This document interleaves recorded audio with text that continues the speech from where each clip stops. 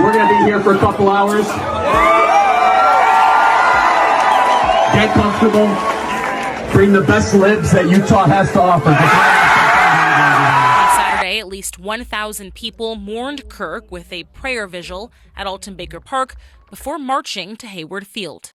Students from Turning Point chapters in Oregon tell me this is not just a moment for mourning, but a turning point in the national conversation about political violence, tolerance, and open debate. It was really disheartening to hear the news, and honestly scary as a conservative on campus. Students describe TPUSA as a home base for conservatives and even classic liberals who want a place for open debate without backlash. So I think it really means to conservative students on campus that there's a place for them.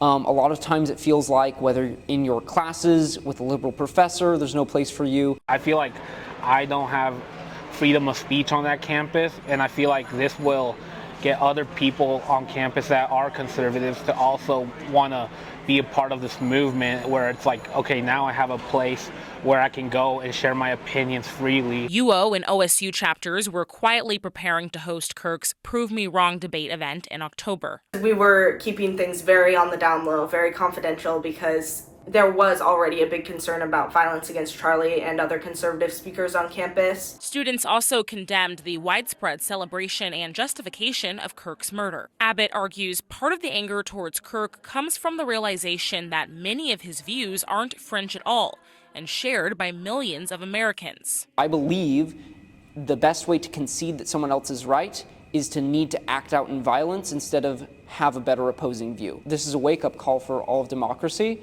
and I think you can only ignore so many of these before things start falling apart. And so I'd say we need to grieve, and then we need to take this warning seriously.